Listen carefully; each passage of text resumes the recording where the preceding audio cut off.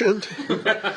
I say good afternoon, everyone, and today we're going to celebrate one of the greatest ever to wear our Patriots uniform in Rob Gronkowski. His energy, talent, and infectious joy, like we just saw, lit up the stadium and inspired Patriots nations for nearly a decade. Like fans everywhere, I personally loved Gronk, and I treasured the unforgettable moments we shared. In my opinion, he's actually one of a kind. I don't think he's ever had a bad day. And if there's an afterlife, I think we'd all like to come back as Gronk. Just a personal opinion. But next year, Gronk becomes eligible for the Patriots Hall of Fame. And I'm pretty confident our fans will make him a first ballot suggestion. I had planned to include in his one-day contract. By the way, since we play the Jets tomorrow night, how about a two-day contract? Let's do it. Okay. What's the signing bonus? Doubles now. Nothing's changed. Well, so this one-day contract and our ceremony today make sure he officially retires a Patriot. I had planned to do that when we did the ceremony, hopefully putting him in the Patriots Hall of Fame. We would have done that contract then. And as we all know, his on-field dominance and clutch performances were legendary. And his larger-than-life personality and connections with the fan has truly made him a New England icon. A few months ago, Rob returned to Boston to help dedicate the playground he funded on the Esplanade. At that event, a young lady by the name of Susan Hurley, a beloved friend of Rob's and our organization, she was a former Patriots cheerleader, and she had cancer, unfortunately, and was very ill with it. And one of her last requests, right at the ceremony donating this playground, she said she wanted Rob to retire as a Patriot. And I think I've heard that from fans everywhere, and I explained to them how we had planned to do it. But we decided to call an audible because of Susan's request and fulfill it right away and not make it part of that ceremony. Now, Gronk still works on Sundays, so we chose our first primetime game to welcome him back and allow fans to show their appreciation for him. So thank you, Susan. Although she won't be with us physically, she'll be with us spiritually. And we believe she's in our presence now. So on behalf of my family, the Patriots organization, fans everywhere, it's my honor to welcome back number 87, our champion Hall of Famer and great Patriot Rob Gronkowski. So we should come and formalize an agreement. Does anyone have any cash here so we get the signing bonus? Straight cash. No taxes. I'll take a briefcase. Actually, I'll just take the plane. You're so understated. You guys can come with me.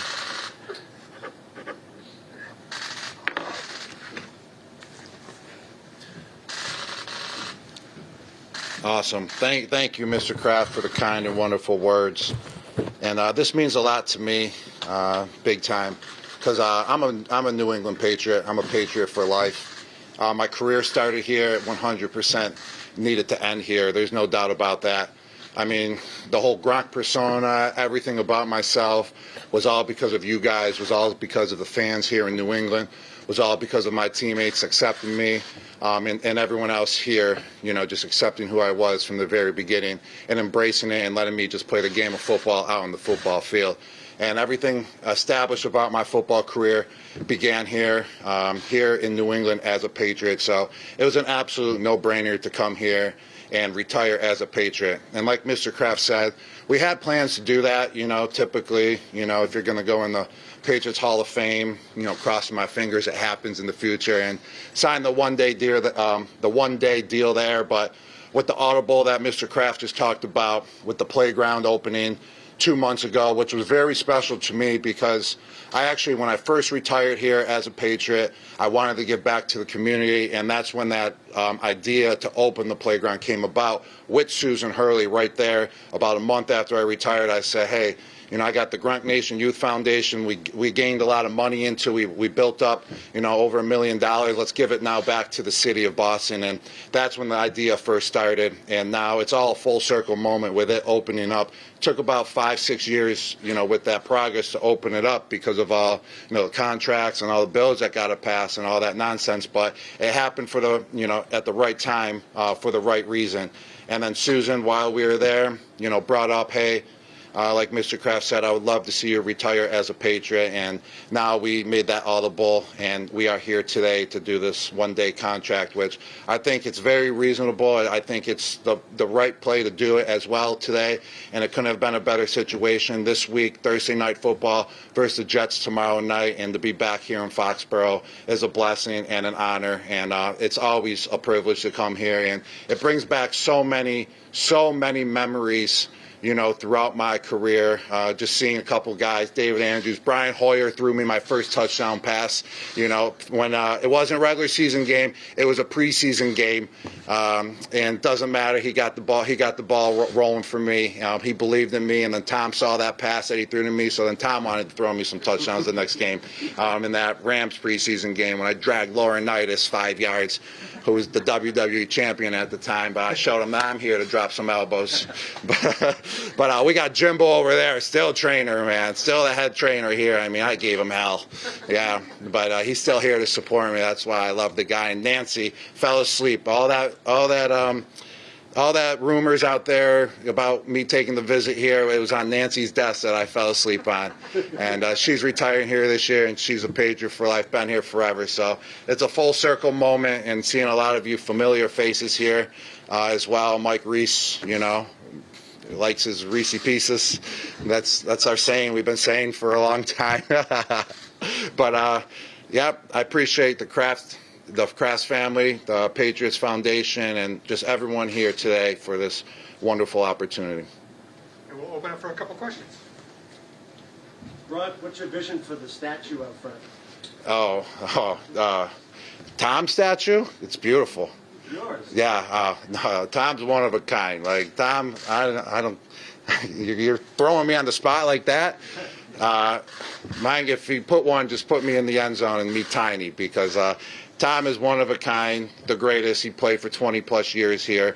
I think that the only statue to be deserved here is Tom Brady. I mean, so I just will honor it and take pictures next to it.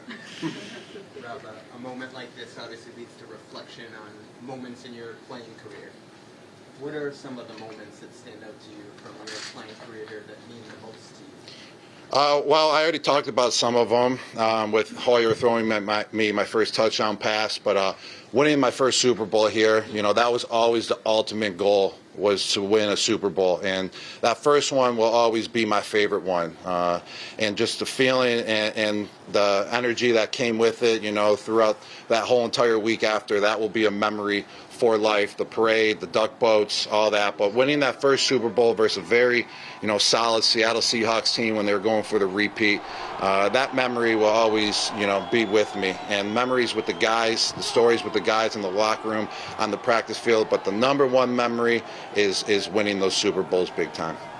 Susan was an incredible force. What was it like to have her as a friend and to be able to do this for her? Yes, we are 100% here today for her, no doubt about that. And she just did such a great job just working and running a lot of people's charities. She founded charity teams in 2008, and she works and runs a lot of people's Boston Marathon bibs for their foundations, and I'm talking over hundreds. And she did it with ease. She did it with passion. And when I first met her and she gave me the opportunity to get bibs to the Boston Marathon and the opportunity to raise money for my foundation, I knew that she was the one. I didn't talk to anyone else. I was like, wow, I never seen anyone have so much passion and so much grace for what they want to do and raise money for other charities, and she had that, and I knew that she was going to be special, and she did an excellent job when working with her for the 10 plus years that I worked with her for, and she made it seamless, she made it easy, she ran all the activities, all the events, and she will have a lasting impact forever, especially with being the main engine of opening up the Gronk Playground. Rob, it wasn't always easy here in the 8 seasons you were here, 2010 to 2018. Is it interesting the way your career went, and now looking back and reflecting how everything's water under the bridge, and maybe those tough times at different junctures ended up making your career more rewarding? Oh, you hit that right on the nose, Tom, for sure. It definitely is more rewarding. And people ask, like, what was it like, playing for the organization at that time? Yes, it was tough. It really was. But I tell people all the time now when I look back at it, like, I needed to be in that situation. Like, I needed it to be tough on me. Like, it made me who I am. It made me the player that I am. It made me come in every single day, like, to bring my best, to the field. Because if I didn't, the next guy was going to replace me, and I felt that the next guy was going to replace me. And then also, guys like Ninko would right there would have a fire under his engine. He'll be bringing it to me in practice, so then I would have to amp up it even more and bring it to him, and then all that good stuff. So it made me a better player, made me a better person, big time, and it's making life easier as well now. So it's very rewarding to go through that stage, especially in your 20s. And I needed that type of structure at that time too. I was a maniac. We all know that when I was in my 20s. I definitely cleaned it up big time. Still a little bit, but not like what I was. I was such a freelance, and to have that structure in my life was what was helping me big time, get to where I am today and who I am today as well. And those tough times are making, work easy now. Whatever I do now, I'm like, wow, look what I did back then when I was 20. I can easily do what I got in front of my, on my plate now. Rob, with Patriots fans, it's very clear that you're still so loved here, the way they talk about you. It's like you're still on the field almost. What's it like to have so much love from Patriots Nation just throughout your entire playing career, and even now after?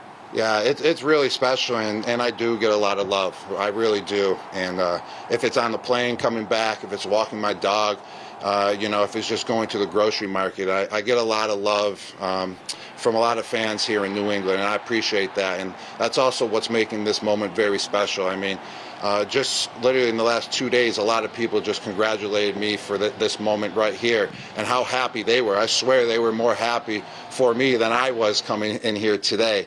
And like I said earlier, I appreciate the fans accepting me of who I was. I mean, it kind of made the persona very natural. It really did. And I would give credit to the fans. It wasn't like I had to do anything special out there. I was being myself, and they just took who I was, and they blew it up to a whole nother level, like the Gronk spike. Like, I always wanted to spike a football, and then I spiked it, and then they just took it to a whole nother level. Like, the Gronk spike's the greatest thing ever. I'm like, I just was spiking, and the fans here in New England just made it so great. Like, me doing silly things off the field, like, they didn't care. They're like, oh, that's Gronk. Like, I got a free pass because of the fans accepting everything, which was great.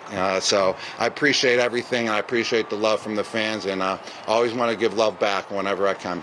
Mark, you might be a little biased, but I was wondering how you think the 2025 team will do and how you think Vrabel's doing leading the team. Yes, the 2025 team is doing spectacular. I mean, they're blowing it out of the water compared to what everyone thought they were going to be. I mean, we all knew it was going to be a big improvement. Here, I said at the beginning of the year, because I'm such a great analyst now, guys, that the Patriots were going to make the playoffs, but as a wild card team, and they were going to come in second place in the division. But as my great analyst skills, I think they're going to be wrong this year.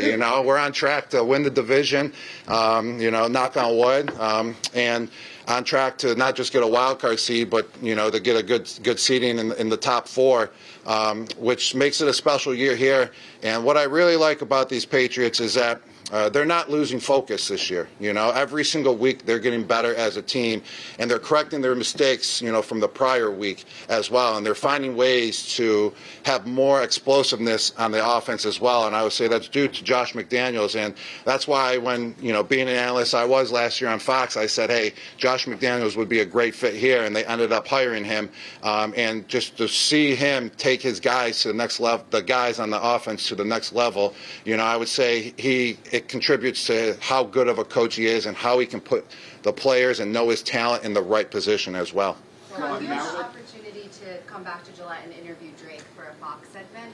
What impression did you come away with? Yes, I did, which was very special because I got to go to RKK's office then when I came back. So it's the second time we get to meet again here at Gillette Stadium in the last 3 weeks. But, I did a sit-down interview with Drake May, which was special. And what I really loved about him is his IQ and his intelligence for the game of football. When we were just talking football and I was asking him questions and the way he respected the guys that were before him too. Obviously, you're coming after Tom Brady. You're always going to be compared to Tom Brady. But the way he answered the questions showed his respect, but also knew that it's his time and that he's got to do what he's got to do. You appreciate that type of answer. You appreciate that type of honesty and humbleness as well. And he had that.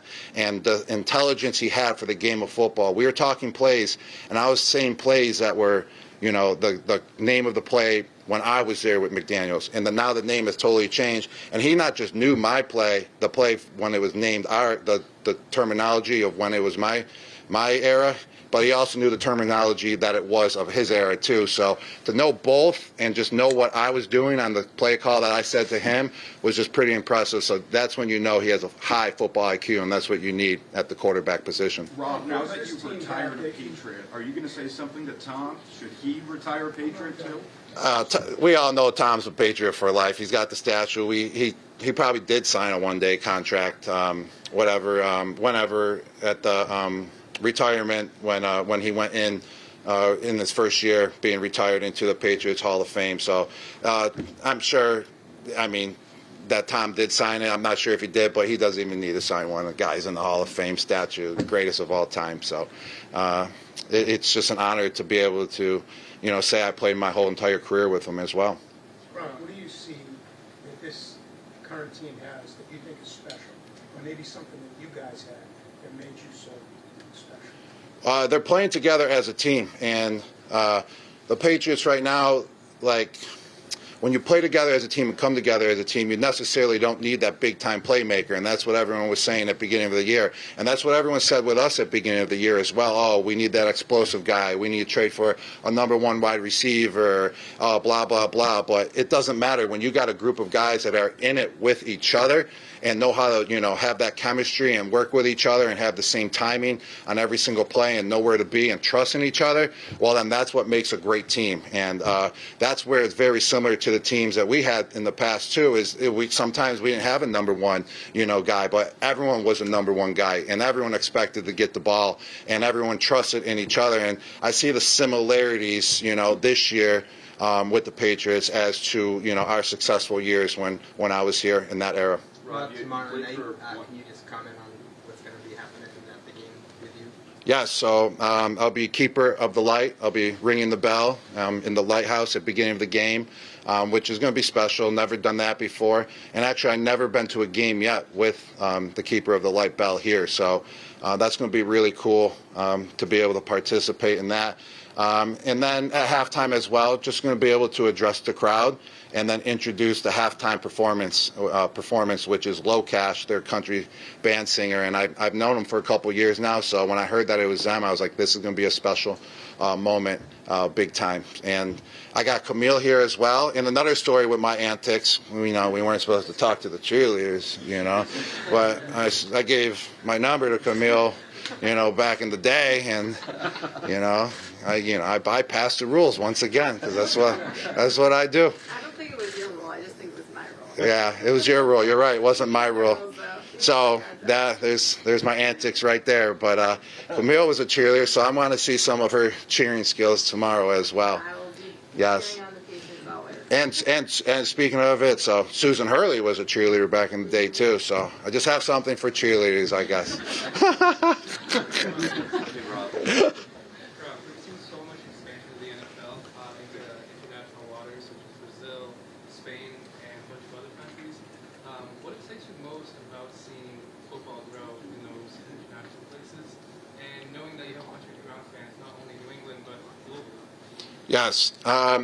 It's great that the NFL is expanding into other countries. I mean, I would have to say that has to be due to the owners, especially participating with conversations with Roger Goodell, the commissioner, because he has the control. And in order to expand the NFL, I mean, I feel like we maxed out here in the United States of America, but to make it even bigger, go globally. And I think it's great for the game. It's great for the players.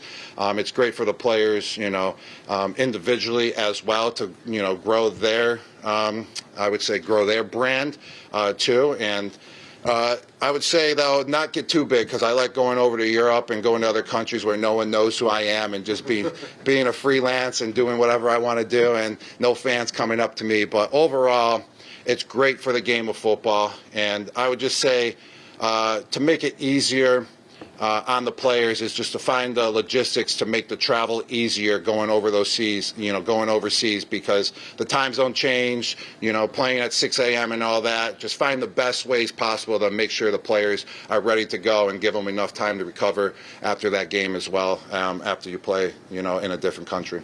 Rob, you played for Final question. You played for one head coach during your time here in New England. You talked a little bit earlier about how it wasn't always easy to play here. He was a big part of that. But when you reflect on your relationship and your time with Bill Belichick, what are your reflections on playing for him and the impact he made on your career? Yeah, Coach made a huge impact on my career. I mean, I wouldn't be here without this organization, without Coach, Vrabel, without my teammates, without RKK, without anyone that I had tenured time here with and spent some quality time with here in the organization. But Coach, Belichick, what's one thing he truly taught me is preparation and how to prepare for games and how to prepare for the upcoming Sunday, versus whoever you're going against, and prepare if it's a terrible team you're facing, if they're 0-10, or prepare the same way as if they're 10-0 as well, and always be ready for any situation. And I'm implying that into my life as well, big time. I mean, if I prepare, going into Fox on Sunday, I feel like I have a good day. If I, slack off a little bit, I think it makes it a little bit harder. So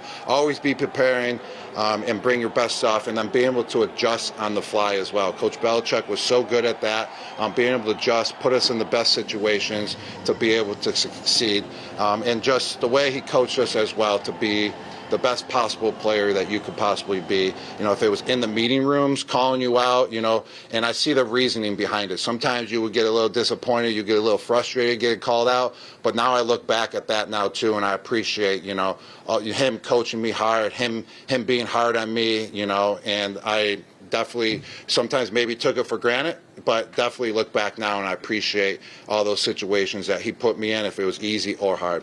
Rob, how would you describe the camaraderie after football with your Fox colleagues, Tom and Julian? Yeah, it's great. I mean, a lot of players struggle after the game of football to find that locker room feel, and definitely lucky to still have that feel a little bit. It'll never be like, the playing days in the NFL, but to have Tom and Julian as well at Fox, I mean, it makes you kick back your feet, sit back and relax and be comfortable more. To have Julian on the kickoff show, there we do segments all the time together. When Tom's in town doing the game in LA or something, he comes on our show too, or we ask him a question on the screen.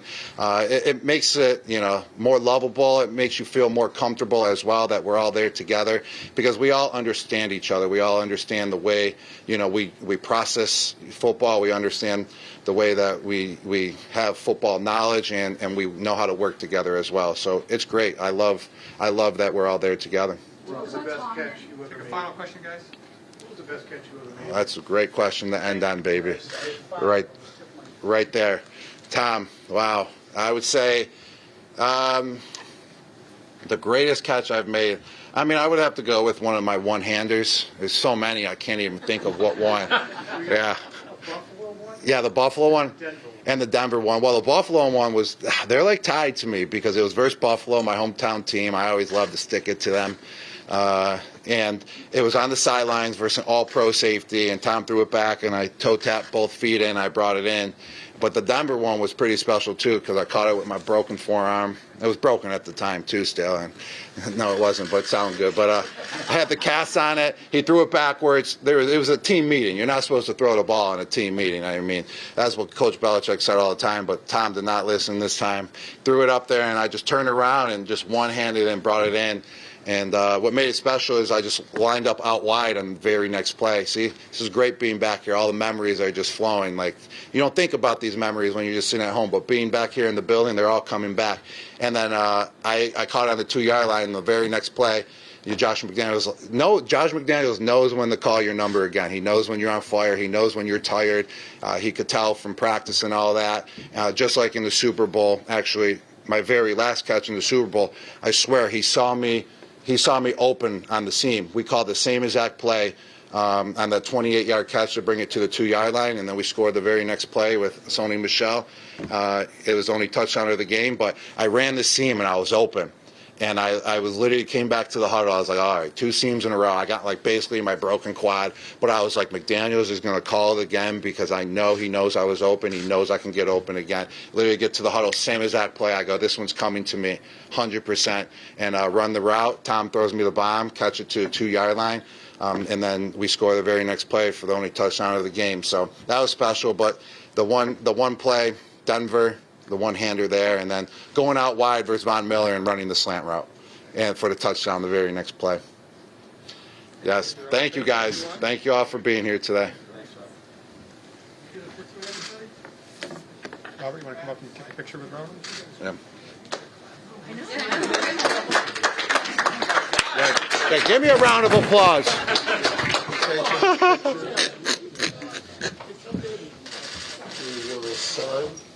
Yeah, come up. I feel like a midget.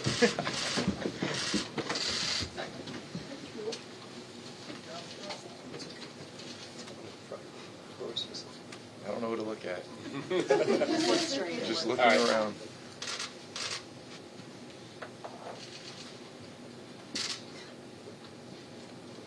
We got it? Thank you. Thanks, everybody. Great to see you. Every time I see you talking to you, Thank you, man. every time I see you, I know you're always busy talking to everybody. I saw you at Hall of Fame. It's amazing. I just didn't want to bug you. I had to bring it up. Great to see you, too. Love you too, You're a man. beast. No, You know that. You're a beast. No, the way you French me. I am so proud. Who's winning on a one-on-one block right now? Me. All day. I don't know. Thank you. I appreciate it. I will. Appreciate it. Okay, yeah.